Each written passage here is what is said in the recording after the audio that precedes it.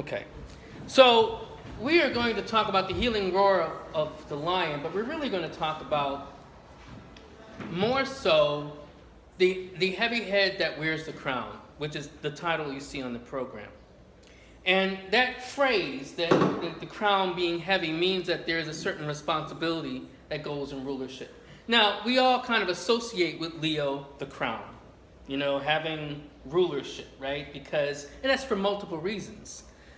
The planetary ruler for Leo is the sun, and the sun is at the heart of our galaxy and also seen as royalty, as the king, right? We also don't have to make it masculine. We can say that she is also the queen, right? But at the heart of our solar system is the sun.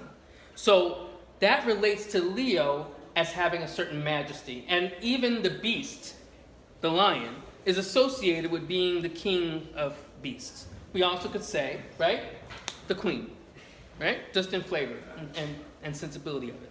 Now, why is this all important? Because we often associate with Leo the idea of majesty, royalty. Like, take care of me. Have your regal sense and honor and all those things that go with the splendor of Leo. And sometimes you will hear people, even people who are Leo influenced, talk about their ego and talk about, like, aren't I magnificent? Mm-hmm. Or you might hear someone like a Leo rising saying, I have the best words. Right? Something like that. All those things become associated with it. But there's a deeper message that I want to share with you about Leo. The deeper message is that comes with a lot of responsibility. If you think that you are just going to wear this crown, you're missing the key part that goes along with it. I told you, Leo also rules the heart, the sun. So here's what I have to say to you. If you want to wear the crown, you must have the risk of a broken heart. Your heart has to be broken. Now, why do I say that? Your heart has to break open in the sense that in order to kind of be in touch with that heart, you have to know your heart. And the only way you can be in touch with that heart is if it's broken.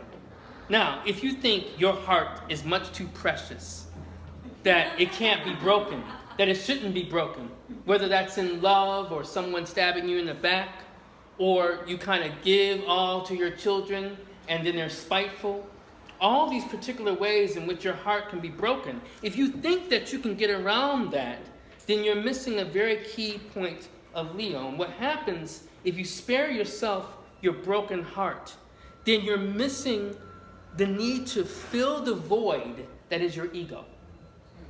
Now let me explain that. Your heart is essentially, whether we want to talk about it, yes, it's a muscle. But it's empty, right? Blood flows in, flows out, right? There's an emptiness to it. So there's an emptiness we're all trying to fill that we don't talk about and we don't want to acknowledge, but that really can become your heart. That's where you have the most strength, even after a broken heart. A wise woman said to me once that she actually likes to get readings from particular readers when they go through emotional turmoil and have their hearts broken. Now, when she said that, I was like, what kind of masochistic shit is this? Right? Or sadistic shit. That's probably the better phrase. But what I saw, there's wisdom in that.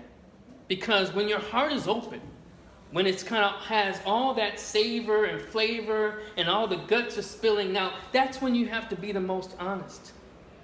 That's where the openness is right there. But the more you try to block that and have the facade of your ego and the facade of how wonderful you are blocking your power. You are not wearing the crown. You have to be willing to wear the crown by having that broken heart. Kind of going into that and trusting in that space, whether it's kind of going through the hardship and the hardship of losing someone, or having a friend walk out on you, or losing a love, that's your juiciness. But we want to spare ourselves that. No, that bitch didn't leave me. That can't happen to me. Acknowledge that openness. I'm going to bear some aspect of my own openness with you. So what I won't say never, but I almost never talk about is that My wife asked me recently, well, what's your driving, force? Like, what drives you, right? She's a Sagittarius. So she comes with, literally, I was on the computer, she has these random questions, like, what drives you? What?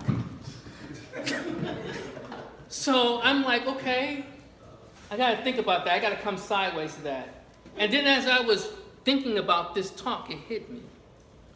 What drives me, if I have to be that naked to reveal my nakedness so that you also may be in touch with yours, is that I was born with a disability called spina bifida, which affects the spine's development, meaning that sometimes you can have a high lesion or a low lesion, and sometimes children who have my disability, they don't even walk. So they have limited mobility. They may have also some cognitive deficits where they may have problems with math, all these different things. So for instance, I started school. When I first went to preschool, my mom asked me, like, how was school? I was like, it was great, except everyone looked like Bruce Lee. What? Everyone looked like Bruce Lee. So she was like, what are you talking about? So she went to the school, and it turned out everyone had Down syndrome. They had assumed because I had these particular problems that I also had the cognitive deficits. So my mom took me out of that school, fought to get me out. She had to fight, had me take multiple IQ tests in order to get out of that school. But during the course of my life, I had 23 surgeries from head to toe, solitary kidney. I can give you my whole rundown. But here's the thing that my parents did that was very wise that I'm sharing with you. Well, first they told me, you can do whatever you want. Nothing should stop you. But what was the driving force inside for me, like, why is this happening to me? What is this? Because I didn't understand this. So the driving force for me is to understand how and why things happen.